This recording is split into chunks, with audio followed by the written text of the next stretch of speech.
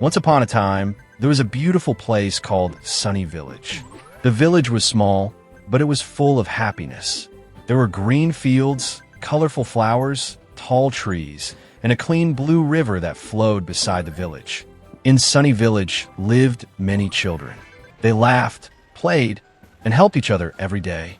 Everyone believed that children were the little stars of the village because they made the place bright with their smiles. Among all the children, for friends were very special. Ariv, a kind and brave boy. Mira, a smart and caring girl. Rohan, a funny boy who loved jokes. Anaya, a gentle girl who loved animals. They went to the same school and sat under the same old banyan tree every evening. The banyan tree was very old. Its branches were wide, and its roots hung down like ropes. The children believed the tree had magic because it had seen many generations grow up. One evening, while sitting under the tree, Ariv said, "I wish we could do something great for our village." Mira smiled and said, "Great things start with small steps." Rohan laughed, "Like helping Ani carry vegetables?" Anaya nodded seriously. "Yes, even that is important." Suddenly, they heard a soft voice. They looked around, but no one was there. "Children," the voice said again. Mira whispered, "Did you hear that?"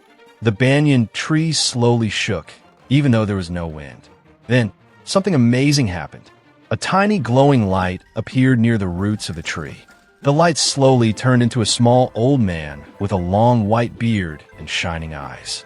"I am Baba Vrikshaw, the spirit of this tree," he said. The children were scared but curious.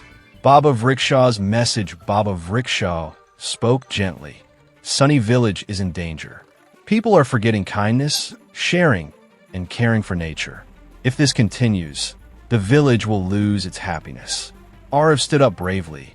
"What can we do, Baba?" "Baba Vidiksa Simidet. You four have pure hearts. If you complete 3 good tasks." Every evening, a young girl named Anya visited the park near her house. The park was her favorite place. It had tall green trees, colorful flowers, and a small pond where ducks swam happily. Anya liked to sit on a wooden bench under a big banyan tree. She often carried a small notebook with her. In that notebook, she wrote her thoughts, dreams, and little poems. The park made her feel calm and safe. One day, while Anya was sitting quietly, she noticed an old man feeding birds. The birds trusted him and came close without fear. Anya smiled while watching them. After some time, the old man looked at her and said, "This park listens to stories. If you talk to it, it will heal your heart." His words stayed in Anya's mind.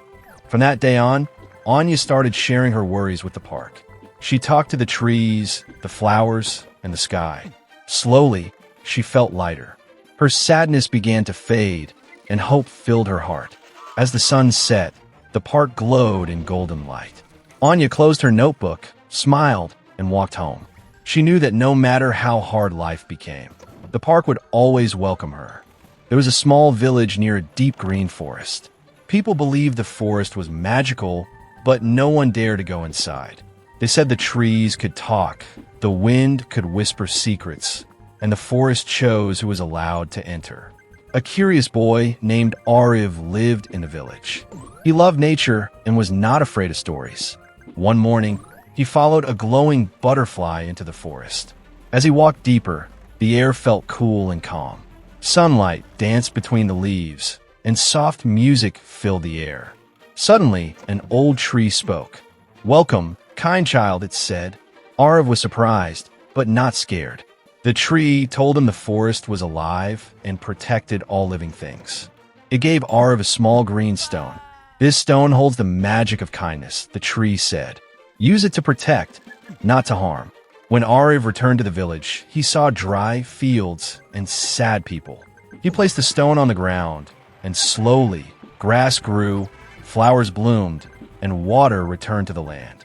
From that day on, the forest and the village lived in harmony. Ariv became the guardian of the forest's magic, and the people learned to respect nature. The forest was not just magical, it was alive with love. At the edge of a wide and ancient forest stood a small village called Sunderpur. The village was quiet and peaceful, with mud houses, narrow paths, and fields of golden wheat.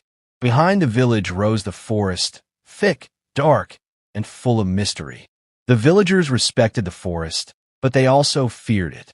Elders said the forest was alive. They believed it watched people, listened to them, and remembered every step taken inside it. Many stories were told near the fire at night. Stories of travelers who entered the forest and never returned, and stories of strange lights and voices heard after sunset. Among all the villagers lived a boy named Arjun. Arjun was 12 years old, thin and bright-eyed. He had curious thoughts and a brave heart. While other children played in the fields, Arjun liked to sit near the forest, watching birds, insects, and the tall trees swaying in the wind. His parents often warned him, "Never go deep into the forest," his mother said. "The forest is not a place for children," his father added. Arjun always nodded, but inside his heart, the forest called to him.